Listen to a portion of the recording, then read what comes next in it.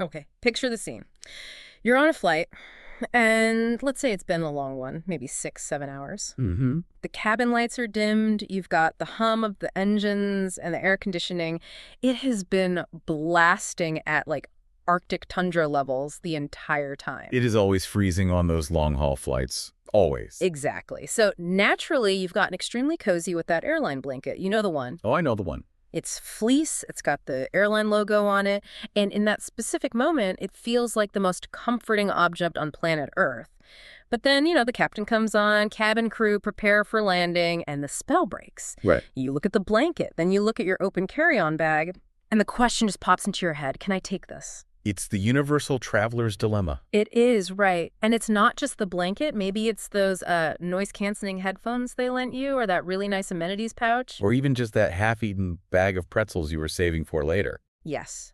The line between what is a complimentary gift and what is, corporate property gets very, very blurry at 30,000 feet. It does. And most of us just guess. We think, well, I paid $800 for this ticket. Surely I own this pillow now. Exactly. Is it a souvenir? Is it a loan? Am I going to get tackled by a flight attendant if I walk off with the spoon? So today, we're doing a deep dive into the rules of the cabin. We're going to navigate the surprisingly complex etiquette and regulations of in-flight amenities. And what I love about this is that when you peel back the layers, it's not just about airlines being stingy. It feels like that sometimes, though. It does, but when we looked at the source material, we found that these rules are actually about global logistics, sustainability, and sometimes strict federal agriculture laws. And aviation safety regulations, that was the big one. That was the big one. So taking the wrong thing isn't just rude, it could actually be illegal. Illegal, and in some cases, it can physically ground the plane for the next group of passengers. Wow. Okay, that raises the stakes. So to help us figure out what to keep and what to leave, we've pulled insights from 3 heavy hitters in the aviation world. We have Susan Oltwall. She's a 10-year flight attendant with Royal Jordanian. Okay. We have Julie Kelly from United. And we've got Deep Westacott, who has this fascinating perspective because he's a former flight attendant who is now a regional manager for Cathay Pacific. That's a great mix. You've got the crew on the ground, and then you have the management side looking at the bottom line and the legalities.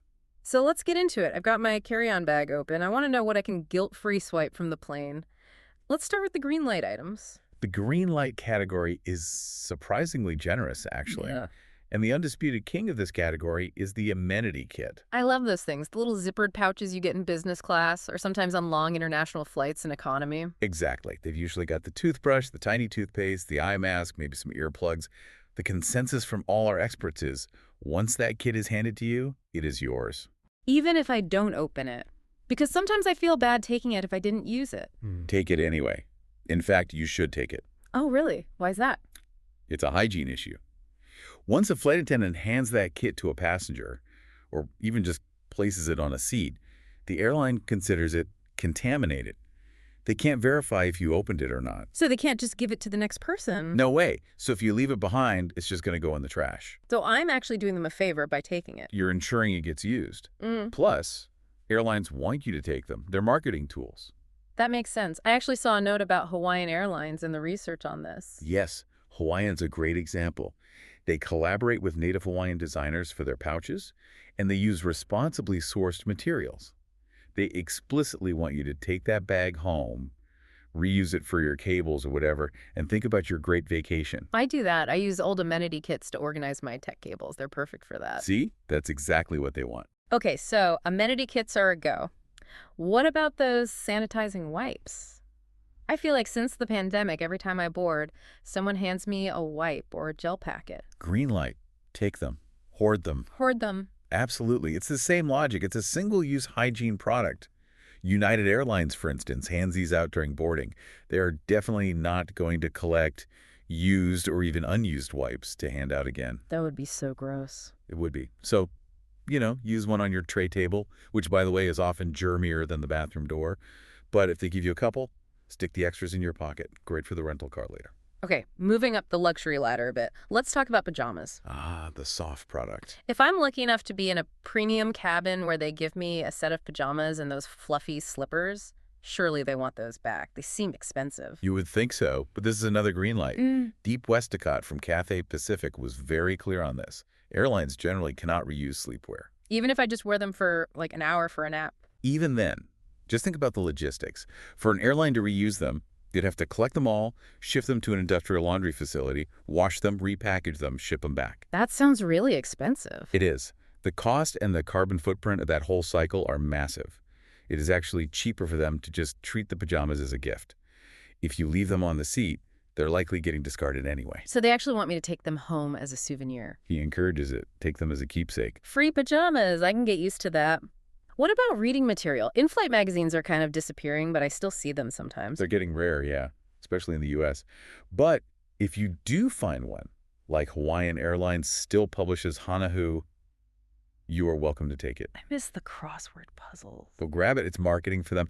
And honestly, those magazines get beat up so quickly.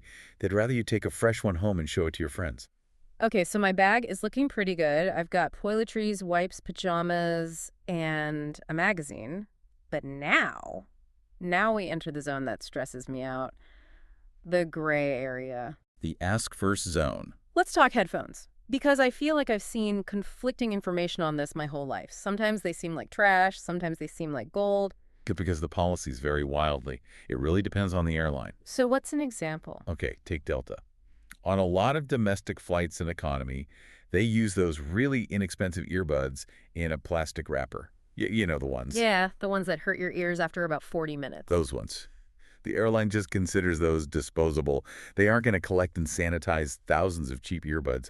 So taking them is usually fine. Okay, but I assume that's not true for the big noise-canceling ones. Oh, definitely not. Yeah. And even in economy, it's not always keep them. Look at Emirates. They have a totally different approach. They collect their headsets at the end of the flight because they have a partnership with a company called M&H Sustainable Cabin Services. That sounds official. It is. They take the used headsets, they clean them, service them, and refurbish them for reuse. If you take that headset, you're literally breaking a recycling chain. And let's be honest, those airline headphones usually have that weird two-prong plug anyway. Exactly. You can't even use them on your phone. So why would I even want it? Right. One of our sources made a great point. The most sustainable thing is just to bring your own earbuds. But if you aren't sure, just ask the crew, do you collect these? It's that simple. Okay, here's the one that I think catches the most people off guard. Food. Oh, the food. This is the gray area that can turn into a red alert really, really quickly. If they give me a bag of chips or something, I usually just toss it in my bag. But what about, fresh fruit? This is where you have to be so careful. Julie Kelly from United says that on domestic flights, so, flying New York to Chicago, taking your snacks is usually fine. Domestic is safe. Got it. But international flights, that is the danger zone. Because of customs. Because of agricultural regulations. And this isn't just a slap on the wrist. We are talking about serious biosecurity. One of our sources shared a story that is basically a traveler's nightmare. Okay, let's hear it. So a traveler was flying internationally into LAX. During the flight, they were served a banana, just a regular banana. They weren't hungry, so they put it in their carry-on. I have done this. I think everyone has done this. They land, go to baggage claim, and suddenly they get flagged by the Beagle Brigade. The Beagle Brigade? That sounds kind of adorable. It sounds cute. They are cute dogs. Huh? But it is the Customs and Border Protection Agriculture Canine Team. These dogs are trained to sniff out plants and meat to stop invasive species. The dog just sits down right next to the Over a banana. Over a single banana. And here's the kicker. Mm-hmm. You can't just say, oops, my bad, and throw it in the trash. Once you've passed a certain point, you have technically imported an undeclared agricultural product. Oh, no. The source had to wait in this long line for official confiscation and destruction of the banana. It caused a massive delay. They were lucky they didn't get slapped with a fine, which can be hundreds of dollars. That is a nightmare. I'm never taking fruit off a plane again. That is the safest bet. Bottoms up before wheels down. Meat, fresh fruit, vegetables, just leave them on the plane. Okay, let's move to the red light items. The stuff we absolutely cannot touch. I'm assuming my beloved blanket falls into this category. Unfortunately, yes. This is a hard no. It breaks my heart. Deep Westcott is very clear on this. Blankets and pillows are the property of the airline. They are intended to be cleaned and reused hundreds, if not thousands of times. But what if I just slip it in my bag? Who's going to know? Well, first, that's technically stealing. Right. And it costs the airlines a huge amount of money every year to replace them. They are for your comfort during the journey. They aren't gifts. Is there any wiggle room on this at all? None.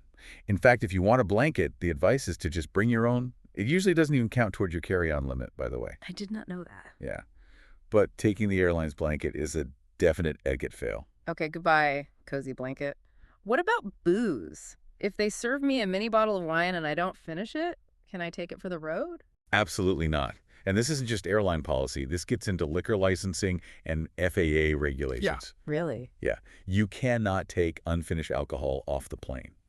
The airline's liquor license applies to the aircraft itself, not the airport terminal. And it goes the other way, too. You can't drink your own alcohol on board unless a flight attendant serves it to you. Right, I've heard that. You can't just crack open a bottle of duty-free in your seat. Exactly. It's all about monitoring intoxication levels. A drunk passenger is a safety liability. If you're secretly drinking your own vodka, they can't track your state. So, taking booze off? No.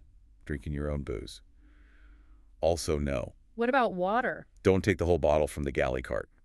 I've seen people do this. They walk by the cart when the attendants aren't looking and just grab a giant bottle. That's a major no-no. Oh. Susan Altwall explains that flights have a specific allotment of water. If you take a whole bottle, you might actually be depriving the people in the back of the plane of water service later in the flight. That's just rude. It is. Just ask for a cup. They will give you water. Okay, next red light item. Bathroom amenities. Not the little kits, but the big stuff. Believe it or not, people try to steal the soup dispensers. The ones that are bolted to the wall. Yes. The large bottles of lotion or soap. I mean, taking these is just so inconsiderate to the other 100 people who need to use the bathroom. Plus, do you really want that in your purse? Hard pass. Okay, last one in this zone before we get to the really serious stuff. Premium electronics. This is mostly in business and first class. Sometimes they hand out, Bose, noise-canceling headphones, or even tablets for entertainment. These are expensive items. Very. And the flight attendants count them. Specifically. Oh, yeah. They know exactly how many they handed out, and they know how many they need back before landing. If you try to sneak a Bose headset into your bag, they will notice immediately. And that's a very awkward conversation to have while everyone is waiting to get off the plane. Extremely awkward. Just leave the electronics. Okay, so we've covered the freebies, the gray areas, and the outright theft. But now we need to talk about the serious zone. This is where the outline took a turn I was not expecting. Yes. This is where we move from etiquette to operational safety. We're talking about things like the safety card, the life vest under your seat. The demo equipment, yeah. Now, I know some people think the safety card is a quirky souvenir. Yeah. The laminated card in the seat back pocket with little diagrams. I'll admit, I have thought about taking one. It's just a laminated piece of paper, right? It's kind of cool. To you, it's a piece of paper. To the airline and to the aviation authorities, it is a required safety document. And this is where Susan Altwall introduces a very important concept, the MEL. The MEL. The minimum equipment list. Every single aircraft has a master list of items required by law to be on board and functional for the plane to be considered airworthy. And the safety card is on that list. Oh, yeah. It is legally required that every single passenger seat has access to safety instructions. So let's play this out. I'm in seat 22A. I slip the card into my backpack for a souvenir. I walk off the plane. What happens next? The flight attendants do a cabin check. They get to your row. They see the card is missing. Now, the plane technically cannot take off with a passenger in seat 22A until that card is replaced. You're kidding me. I am not. Now, if you are at a major hub like Atlanta for Delta, maybe they have a supply closet at the gate with spare cards. At a 10-minute delay. Annoying, but manageable. But what if you aren't at a hub? That's the outstation scenario. Let's say you landed at a small regional airport. They might not have a closet full of spare safety cards for that specific type of plane. So they have to, fly one in? Potentially. Or, worst case, they have to block off that seat. They can't sell it. They might have to bump a passenger from the next flight because seat 22A is now inoperative. All because I wanted a souvenir. Exactly. You could be responsible for delaying the next flight, causing people to miss connections, all because you took a laminated card. Wow. That puts it in perspective. It's not about the cost of the paper. Well, sometimes it is about the cost, too. We learned about a specific tool used on the Airbus 320. What kind of tool? It's a small manual release tool for the oxygen masks.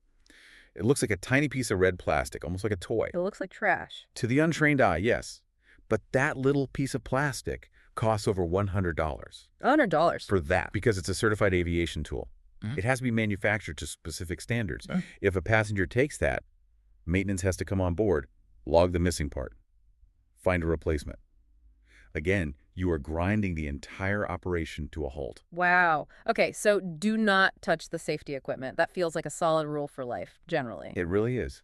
Never touch the life vest, never touch the demo kit, and please leave the safety card. So let's wrap this up. We've covered a lot of ground here. If I'm packing my bag before landing, what's the final checklist? Okay, here's your summary. Keep hygiene kits, single-use wipes, pajamas, magazines. Got it. Ask. Headphones and food. And seriously, watch out for the customs dogs with the food. And leave. Blankets, pillows, booze, the bathroom soap, and absolutely anything related to the safety of the plane. I like the way Julie Kelly put it. She has a golden rule for this. Yes, bottoms up before wheels down. Consume it or leave it. And her other rule, if you aren't sure, assume it belongs to the plane. It's safer to assume it's a loan, not a gift. Precisely. Treat the cabin like a library, not a gift shop. You know, what I really took away from this whole deep dive is how interconnected everything is. How so?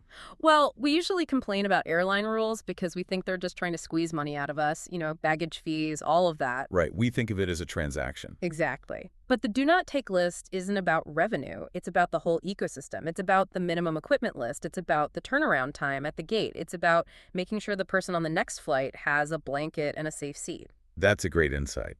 The cabin isn't a store. It's a shared space that needs to be reset for the next group of people in like 45 minutes. So here is a final thought for you to chew on next time you're flying. We often treat travel as this isolated event just about us, but this deep dive really reminds us that we are part of a very fragile logistical chain. That's true. So next time you reach for that safety card as memento, ask yourself, is the souvenir worth grounding the next flight? Is my little keepsake worth someone else missing their connection? It's a question of citizenship at 30,000 feet. I love that. Citizenship at 30,000 feet. Thanks for joining us on this deep dive. Fly safe, everyone. And leave the blanket. Leave the blanket. See you next time.